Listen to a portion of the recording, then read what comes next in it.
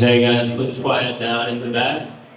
So, thank you everybody for coming. We're pleased to introduce our commercial panel here.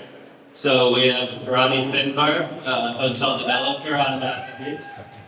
He's built the Kimpton Palomar South Beach. He's about to deliver the Thompson South Beach. It's right across from Passatua, if you've been over there. Look beautiful. We have Scott Wadler. He's with Berkadia, one of the biggest commercial financiers in South Florida. We have Dan Kodsi. He built Paramount Miami World Center. He's also currently building Legacy Miami World Center right now. And he has a few other projects in South Florida, including Palm Beach. We have Kobi Karp, the legendary architect.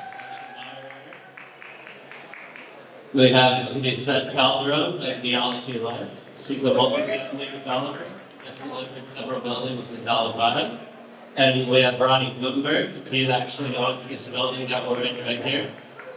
He specializes in adaptive reuse and has been one of the key people transforming Wynwood over the past many years. Thank you everyone for coming, and we'll let Kobi take over. So, number one, thank you everybody for being here tonight. And since everybody has given us their time, Lisette and I thought we would share certain information with you that nobody else has shared with you. So I would like to start with Lisette. Lisette is not only a dear friend, but as some of you have known, has built one of the first projects on the Miami River, and she's the cutting edge commercial developer. She's a leader. So Lisette, since all these people are here, in the back and in the front,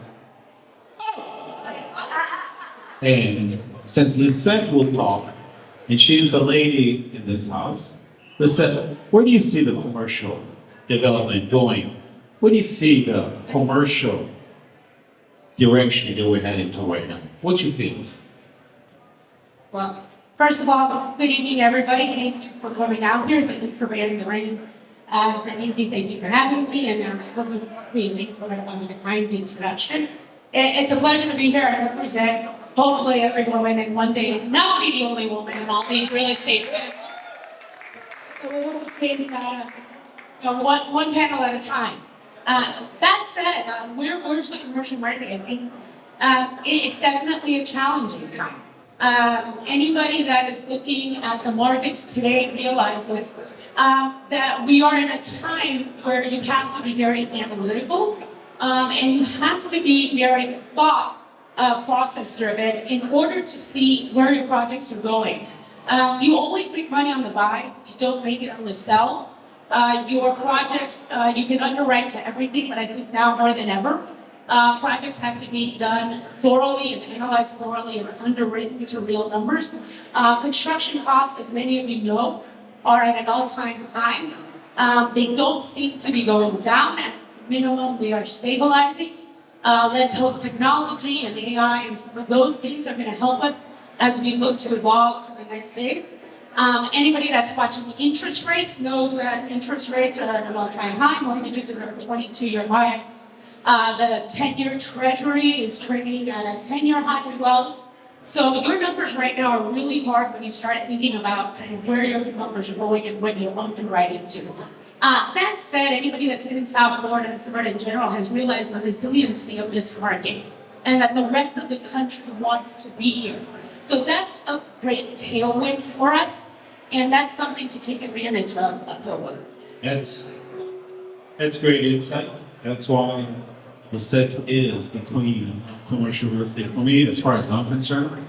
Let me take you to another direction. Ronny, paying attention. Ronny has certain real estate in Miami Beach, Alton Road, South Beach. Ronny, what's your take on this? You're in a completely different district and a completely different frame of mind.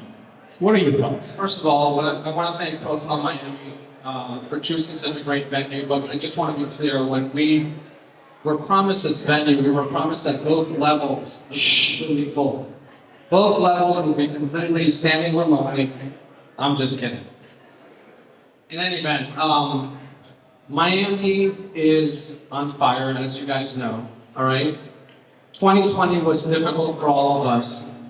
It was a very challenging year. 2021 came out like gangbusters. So from a hotel standpoint, we had revenge travel, all right? Everybody was cooped up in their living rooms. You know, they weren't going out of their house, and we had revenge travel for 2021. 2022 was also like a very hot year. Super, super hot. Everybody was traveling. You had a lot of like spending on travel. And then 2023 kind of flattened a little bit. The reason it flattened was because everybody started, like all of the European countries started to open up, and all of the travel started being deployed to Europe, right? So we are super bullish on South Florida. Everything is coming back, and we feel that spending now is being like, we're starting to see more and more small business meetings and group business meetings being deployed to our hotels. And we're super bullish on the market. Scott, what's your feeling? What are you commenting on? What are you like?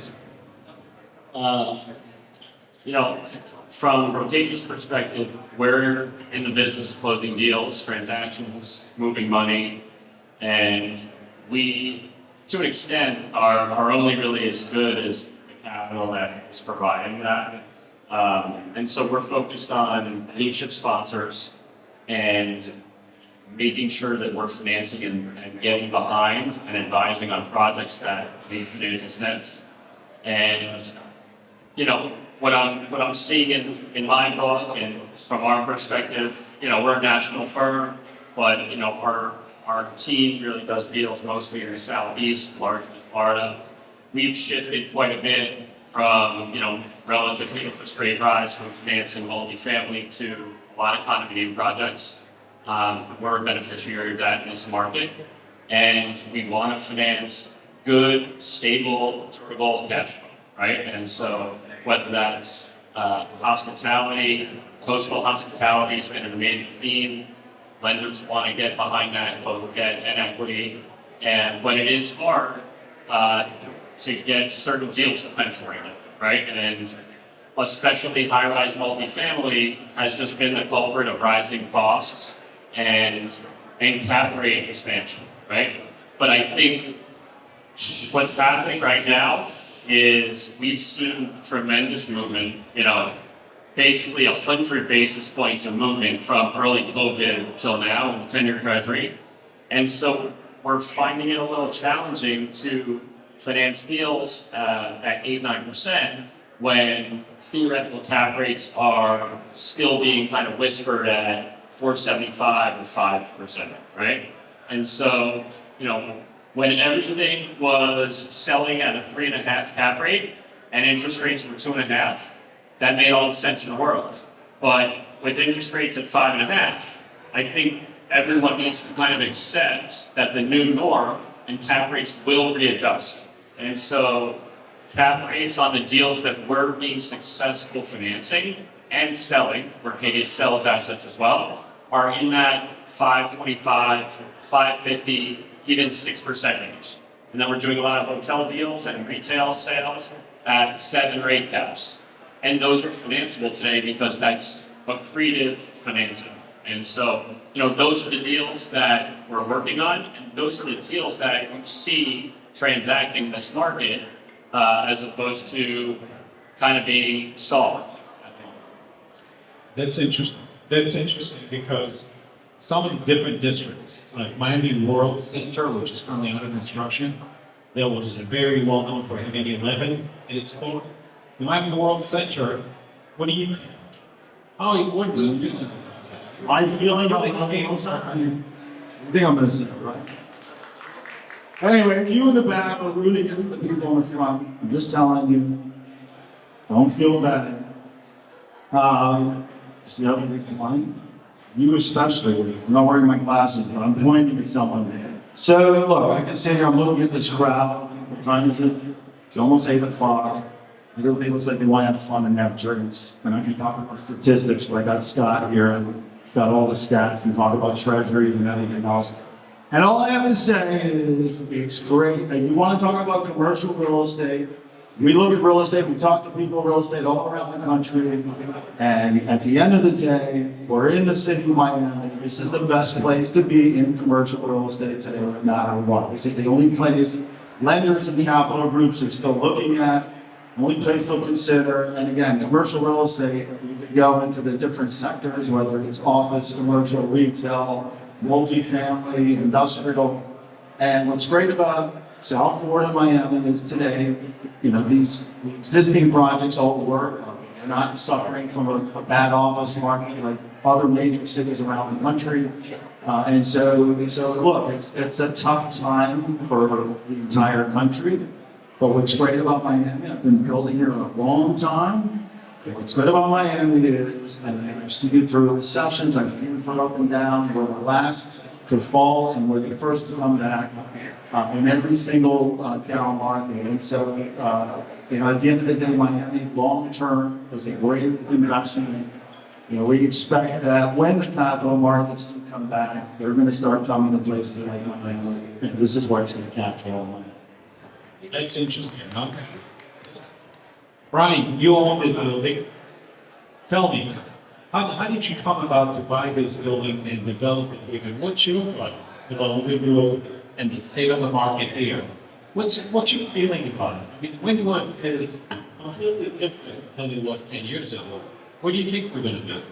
We speak of house of colors, but the reason I'm putting us in residential law these days because guys like constantly will be put to them, spending the premium dollars and become our service. So I came to Britain. I just want to mention something. First of all, with a show of hands, the indulgent agreement, how many folks in the audience are brokers? Brokers. How many people in the brokerage business? Okay, commercial, residential, and how many are investors in the audience? Any investors? Oh, broker and an investor. So, and once again, in the back, guys in the back, I had like an ounce of deference for the people that are up on the dais here, that 90% of the people here need to watch. Please, quiet down in the back for 10 minutes. 10 minutes. Wow. Thank you. 10 minutes. A little bit of attention. Thanks a lot. Okay. Given that, Wynwood has been one of those interesting sub-markets. There's some really great sub-markets in South Florida that in Dade County about the burden. One of them was Wynwood. Nobody really knew what to expect from Wynwood 10 years ago. There was some founding people that had an idea to take these nascent, derelict commercial industrial buildings and change them. What we saw here, what we saw in the United Center was a rapid zoning change, massive zoning change. That was the impetus for developers and creative people, brokers, investors alike to come in, pool their resources, and make a powerful change. I saw this asset as one of the interesting ones. This is the one west of North Miami Avenue. It was picked over, but east of North Miami Avenue was not. That was the impetus to come here, a building that had not a single window in it. It was an industrial warehouse, it was a textile warehouse, and we had some vision. We created something that was interesting there. That's part of that, we focused on process that I incorporated in the past. Again, despite that, and particularly in today's market, and I hope this is helpful for everybody there, you have to look at every time. You have to look at the metrics of these deals. As Lisette said, you make your money on the buy, that's critical. But financing, absolutely critical. Locking in construction is critical. Even with a great architect who knows how to value, design, and engineer these projects are all critical. And even when those things come into alignment, you still have to crunch your numbers and watch what's going on. So I'd say to the brokers that are out there, track down your leads, grab every ground ball that you can. We're the greatest market on the planet, and yet it's still difficult. It is very, very difficult. Thank God we're getting there. An interesting statistic, by the way, that I saw recently is that within the next 10 years, 20% of our population will be over 60, equal to the 20% population that's under 20. And that means as the wealth is starting to gravitate toward these higher marks, there's going to be more demand for these higher-end condominium projects, commercial businesses that people are running. There's going to be some sustainability there. It's an interesting time. Inflation is a big issue. It's a time to hold on, ride through some of the storms, negotiate with your bankers. If you have the equity that wants to jump into this market, pull that equity. Jump in, try to make good deals, and they're out there. They're out there, but it's a time to be very, very vigilant with your expenses. You know how much very good. I don't know if I answered the question. You did, Ron. It was very, very good because it gives us insight into what it is that you did here, right? I mean, everybody is inside the space, talking away. But the reality is, you know, someone like Lisette went to the river decades ago and built a condo and is highly successful. So, as a prelude of neighborhoods, where do you think it is that we are going? Where do you think the next potential neighborhood can be for us? And I like it that they're standing in the back and talking, because they're not going to know where the future is. There's one gentleman, huh? They're going to get rich. We want to go. We for sure. For sure. Where do you think that next neighborhood, where do you think the next community should be for us? All right, so that's a secret for those of us in front. So, you know, again, I think, you know, as has been said, and, you know, I have respect for everybody's time. Miami, South Florida, and Florida in general is in a perfect place. We've got incredible tailwinds. The rest of the country wants to be here. So really it's looking, as they talk about inflation, as they talk about construction costs, as they talk about interest rate, concrete isn't going to discriminate. Concrete costs the same whether you build south of Fifth or you build, you know, in another neighborhood. So that's that, where do you want some margin? It's on your land, and then working with great architects that help you build to the efficiencies that you need to build to.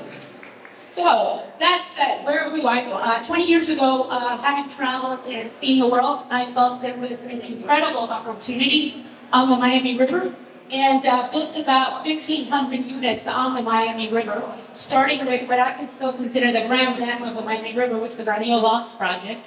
And that started, you know, the renaissance of the Miami River and everything we said that was going to happen with the PDs and the sea spices and river landing and everything that's come to light. It is really exciting more. Since then, turned our attention as I became a victim of my own success and started in the Alameda district. Great affinity for Wynwood and everything that goes to Wynwood, so really for me it was just a natural extension of what was happening in the urban core. Again, when you look at these deals, I looked at high level analytics. It's mass transit is right through the heart of it. You've got an incredible employment base in Alameda with the second largest health district after Houston. You've got great jobs all around here. You've got the airport, and then you've got some great connectivity. Since then, we've opened up one building to great success. We did a lease up in 3 months. I will be delivering 700 units in Alameda on Q1 of 2024. And we're on our way to a few more. Since then, we've started, we bought quietly last year a new neighborhood, because again, I think the one thing you have to be in Miami, and it's competitive run, please be authentic. Don't try to be something you're not. If you're not, be Alameda, don't be Miami Beach. And if you're somewhere else, don't try, because I think consumers know that and understand that, and I think that's really important. Since then, we've gone to the Palm Lake neighborhood. Our next door neighbor is Inner Miami in the Miami Freedom Park. And so we will be building 1,350 units there. So again, it's really kind of looking at these neighborhoods and how do you redefine them, how do you reimagine them, how do you reinvent them, while still maintaining that certain authenticity. And this is an example of leaving kind of the authenticity and people paying everything for that.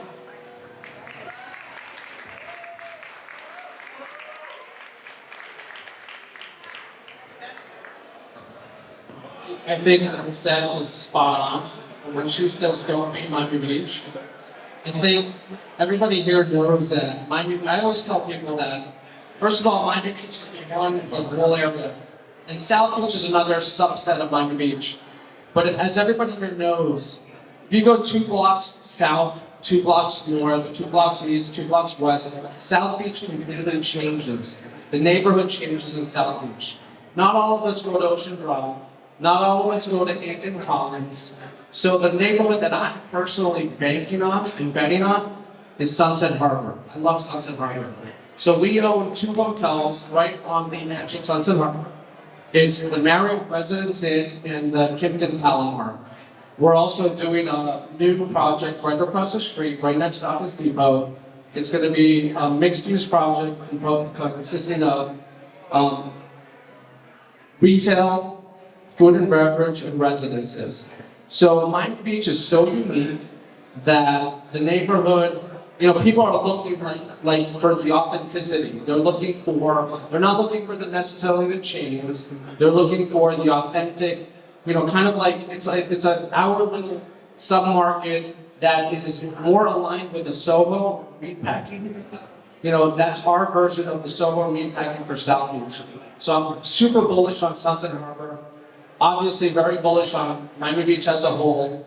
And what I love about Miami in general and Miami-Dade in general is that all of the developers and the architects and all of the bright minds have kind of branded all of these little pockets of great areas, and gave them their own brands, right? There's Little River, there's Alapata, there's all of these little sub pockets, little sub-markets. Sunset Harbor. Sunset Harbor is named after these 2 condo projects.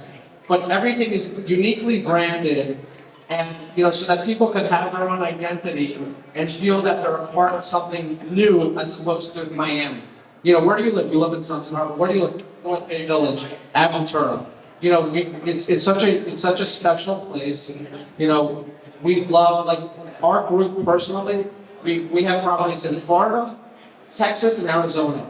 But, South Florida is our backyard, and we're continuing to explore new opportunities, and it's just great. So thank you for all being here. Congrats. Thank you, Ronny. Scott, what's your feeling? Where are we going financially with the neighborhoods? Where do you see it coming? Okay, so I think from that perspective, from a financial perspective, we've got a couple projects, one that we just closed and are working on, another one that we have in the market right now that are adjacent to the Bright Line. So pretty close to Miami World Center in an area called Overtown, basically just on the outskirts of downtown, but still east of 95. And those deals have a big CRA, Community Redevelopment District. And so there's 2 projects, including one that we worked on called Atlantic Station, another one that David Martin and Tara and Sinkins are involved in Overtown. And both of those projects will likely receive TIFs from the CRA, tax increment financing. And so, what is a TIF? A TIF is basically a tax reduction for the life of the CRA, right? Which right now is about 30 years. And so when you get on a multifamily rental project, when you get a 25, 50, or 75% TIF reduction in your taxes, and you cap that income, that savings, that could be $2,000, $3,000 on your operating expenses per unit annually. So we're talking about millions of dollars of additional incremental value. And so that's one of the areas, if I'm a developer, if I'm an investor, I'm going to chase that market relative to those additional dollars, coupled with legislation like Live Local. Those are going to make the numbers work for a project. So that's one area. And then, just in terms of a new pocket of town that I happen to really enjoy and I think is going to blossom, we're working on a project called One Park Tower at Solomia, where Jackie Silver Turnberry and Lefrak are developing all new roads, all new infrastructure, a brand new Perdell facility, and a 360,000 foot U-Health hospital, basically, that will anchor that neighborhood, currently under construction. So Solomia is the future. I think it's going to be a clean new pocket of town where we'll have luxury rentals and condos, but they just signed a lease with Motec and other great retailers, and I think it's going to be a great neighborhood for the next decade, and it's going to attract quite a bit of traffic. So. Thank you. That's very insightful.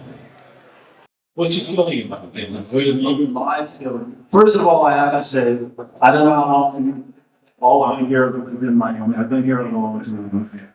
And it's incredible to hear about all these different communities. Just imagine this 25 years ago. None of these places are drawn even existed. Wynwood, I remember Tony Goldman started Soho, rest in peace.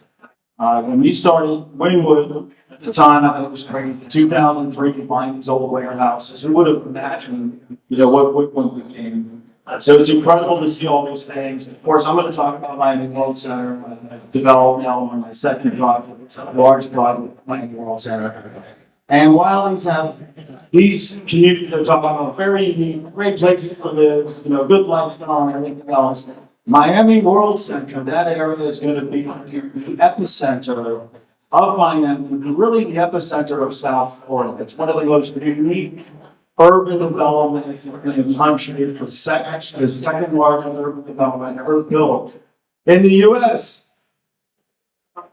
Why? And why does it make it so unique? Why is that's what makes it? Wow. What makes Miami World Center? Why is it so unique? Imagine this. First of all, $77 million of new infrastructure, large sidewalks, open plazas. This has never happened in Miami before. It's never actually happened in any city in the Southeast. You have the Bright Line train station, which tomorrow they're going to be connecting to Orlando, as they say tomorrow, and talk never on time. But imagine connecting to Orlando, ending at Miami World Center, the Bright Line station, the largest cruise terminal in the world, the Miami Beach, the Performing Arts Center, the new signature bridge is going to allow us to build 33 acres of park for a total of 63 acres of park surrounding this entire area. This is going to be one of the most unique places to live, to work, to travel. It's going to be fucking great. The late night crowd. That's it. I'm now Messi on Sunday. I'm Messi. I'm Messi. Messi. Which kind of Messi are we talking about? I know. We're Messi. Your name.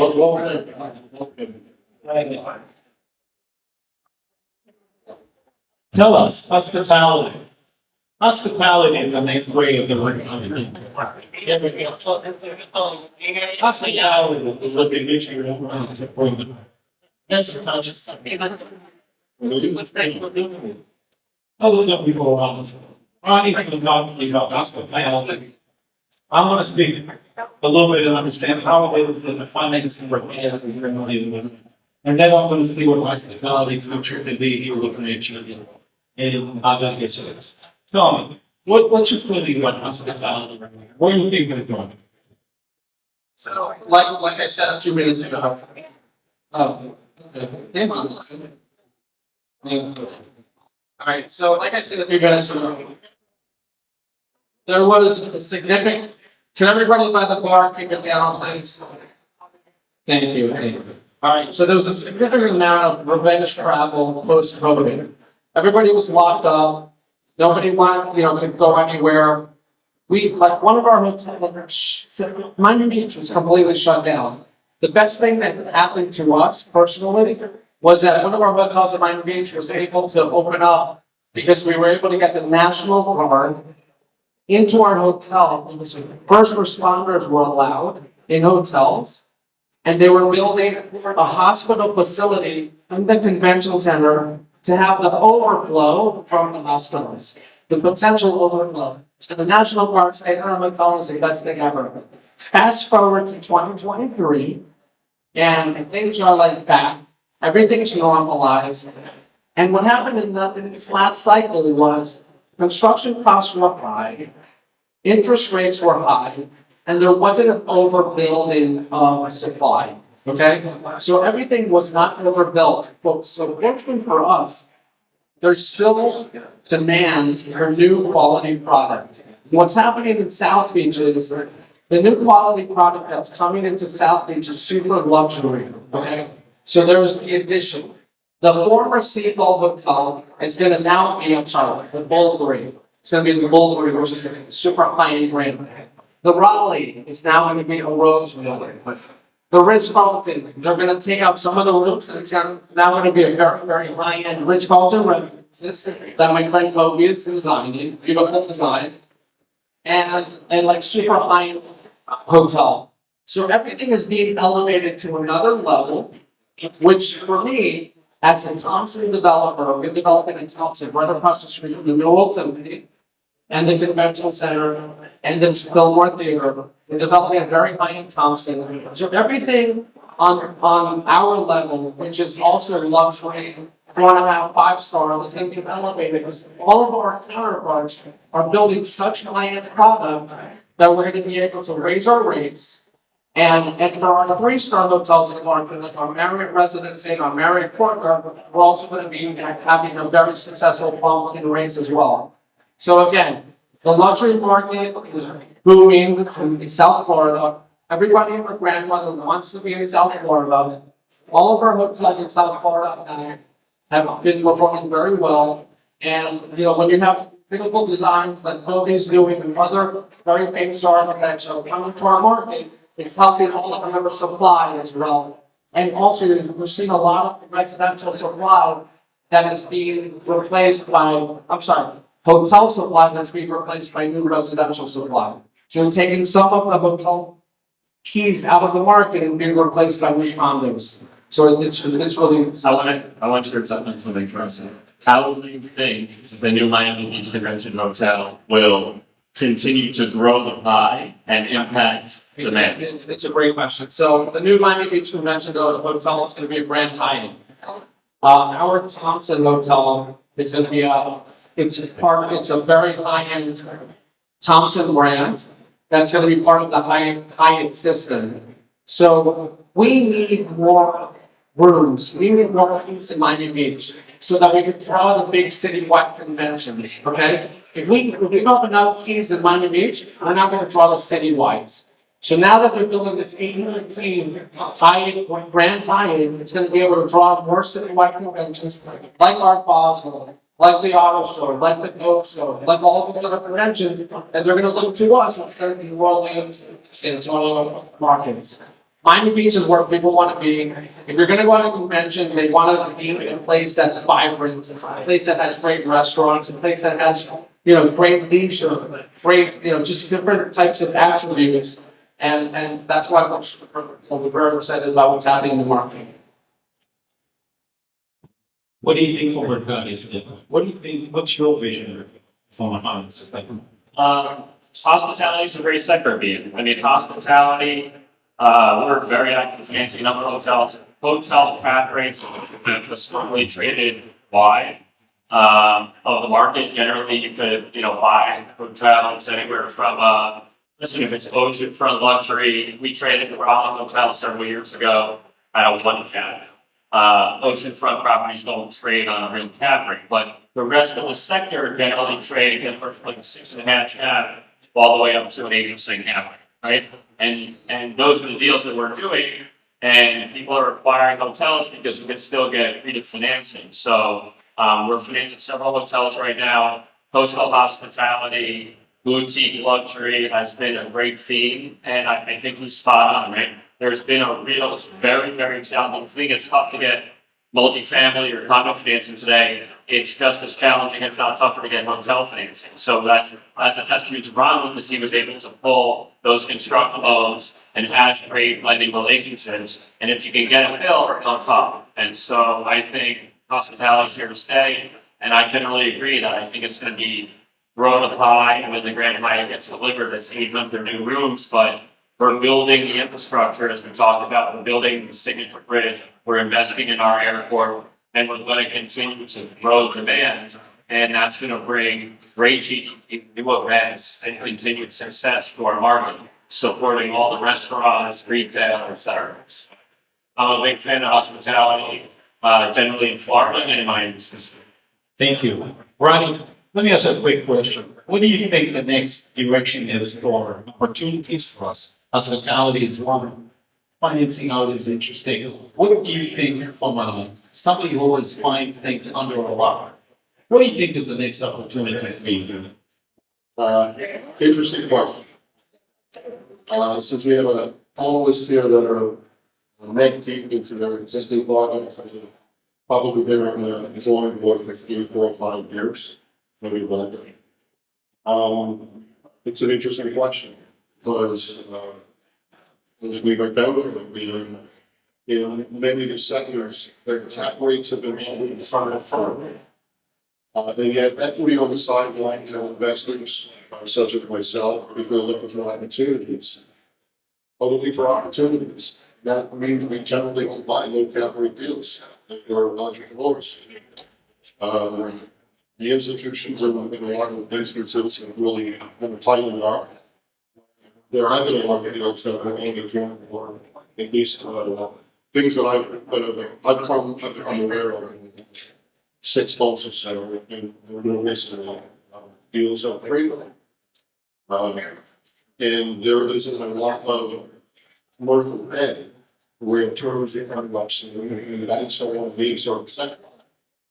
So there'll be opportunities where some buyers are going to, some sellers are even hold firm on their numbers, try to infuse their equity, they can't get out of their debt deals, or be forced to drop their selling prices if they really need to move assets. So I think the thing to be looking at, on what sectors are in, be looking at those, and looking at those opportunities, trying to really understand what the friction points are in terms of what the buyers are looking for and what the sellers are needing. And there are opportunities to some of these commercial assets in their middle, and bought at the top of the market. They didn't know what the construction costs were going to be. They did not anticipate 7-8% interest rates. And a lot of them didn't know what impact fees were. They're learning. Their numbers don't consider. To comment on it, I think the LDs and those other sectors, which you got to work for carefully, but because of the revolving interest rates, the terms that are coming due, there will be some pressure. They may say here in the room because we are the greatest economy in the country in real estate, but there will be some falling, and where there's falling, there will be opportunity. I couldn't tell you exactly what we're seeing right now. I think we're savings, but there are some things that are out there.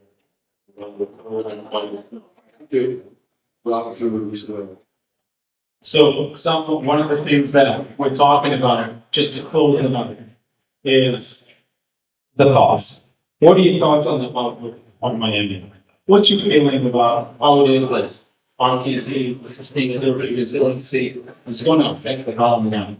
Right? This is what we want to do. We're local, we have hospitality, we have the issues, but really we have an opportunity to save money. We use sustainability resiliency to save money, to make money. What do you think is your vision, your thought process on the total direction that you want to go through? Some of the other countries, maybe. Here at Lisa, I'm a very welcome audience. I often find myself running out to parties and events. And I don't say that in the developer because I might as well equate that to being a serial killer. Because again, I think when people think about developers, they think that you're building the environment. When in many ways, if you really step back, what we're doing quite often is really giving back to the community in terms of sustainability and resiliency and really thinking about the future. How do we do that? A lot of our buildings are being certified. We're really looking at these green initiatives. We're also really taking advantage of opportunities in local ordinances like the RTC rapid transit zones. What do I say by that? When I can take people off the streets and I put them on mass transit, I have less harm or mobility. I build within urban centers. I'm actually doing something for the environment. So when I really think about kind of sustainability and resiliency and really thinking about the long term, I realize that what we're doing is really going forward, we're thinking about, the next generation, we're thinking about how we're leaving it back for them. And when you take a lot of these abandoned neighborhoods and you take a dilapidated warehouse that's really pleasant and turn it into, often, at least in my world, I turn it into attainable housing for people that really work in the city and give them dignified place to live. We're really kind of making Miami South Florida as a greater community better. So I'm excited about it. The first our hospitality and putting both together as a nice building that we're going into with the new options. So, that's what's unique about my thing. You look at all sectors, like I was talking earlier, let me stand up. When you look at all the sectors in Miami is performing. The commercial office sector is performing, the retail sector is performing, the multifamily rental, RTA financing, the existing projects are performing. The hotel market, hospitality, performing, these are all performing markets. And so, as what's great about Miami is that this is the city we didn't overbuild, and that's another issue. I've been around for a long time, not that long, still having one. Just to give you an example, when I moved to Florida, the state of Florida, was in the late 70s, when I was a kid. Imagine the population of Florida back then was 9 million people. Today we're pushing 23 million people. And so when you're in a state that's growing, today I was actually on Bloomberg radio talking about the train. Everyone always says, oh, I live in New York, I can connect to DC, I can go to Boston. Well, guess what? Today in Florida, as of tomorrow, you can connect to almost every major city in Florida. So it's a pretty incredible thing that's happening here. Tourism, right? Imagine the Bright Line train station. Out of the 130 million tourists that come to the state of Florida, the vast majority of them come to Orlando. Today, tomorrow, whenever they open that train, that percentage of these people now, they jump on a 3.5 train ride, and they're right in the dead center of the city of Miami. And we're building a very large project called the Legacy. It's a Legacy Hotel and Residences. This project is a mixed use, so it's also you can't decide if you want to build commercial, hotel, residential, wellness, longevity. We stuck it all into one building. This is one building that has a micro residence component. It has an incredible hotel component, ground floor retail, restaurants, entertainment, and a huge 200,000 square feet, most of it which will be health and longevity. Everybody wants to live longer, right? Some of us have some miserable and going. But most people want to live longer. Longevity is a big, we're actually taking some of the largest minds in longevity, we're putting into this gallery, combining it with hospitality, micro residences, great investment, and food and beverage. So, Miami's got a great future. I think all components of commercial real estate, long-term in Miami will perform. Thank you. That's a great question. So I want to touch on 2 points regarding resiliency. One is, in certain markets, there are 2 competing interests when it comes to resiliency. One is, how are we able to withstand the major storm event? How are we able to build to withstand that Category 5 hurricane? And even like Miami Beach, for example, how are we able to preserve the uniqueness of Miami Beach, right? There's an architectural historic preservation culture, right, which is super important, and then there's a resiliency approach. So you have 2 competing interests that have to work hand in hand to make sure you're creating the most viable project for the area. So we need like very seasoned architects, obviously like Kobi and other architects that could kind of balance those 2 efforts and make sure we're creating, something that's going to be timeless and that's going to be able to capture both of those very important efforts. But now I'm going to talk about resiliency as a developer, a totally different type of question here. But in order to be a resilient developer, okay, which some of you architects are learning about how to be a resilient developer, you have to be very, very disciplined in the projects that you go after. Okay, don't chase projects go after projects that underwrite. Don't be very, very ambitious and aggressive on the underwriting. Be, very conservative in your underwriting so that at the end of the day, you over deliver, never over promise. Okay? Second, develop something that will be an experience, an all-around experience for your customers. Okay? Don't cut corners. Develop, don't necessarily develop to be a spec developer that's going to sell it on the TCO. Develop as a long-term developer so that you will ultimately create more value for the long term, create legacy. Okay? And basically just be very, very smart and prudent. Once you're operating, take some of that cash flow and create reserves. Okay? Because there's always going to be a rainy day. Okay? There's always going to be a COVID, there's always going to be a 9/11, there's always going to be cycles.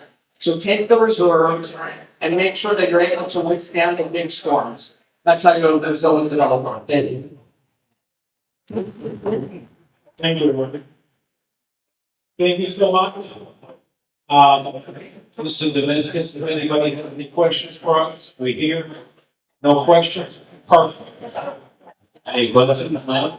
Thank you guys very much for participating. Thank you everybody for coming. Sorry to have you in the business. It's kind of most of us gatherers. Thank you.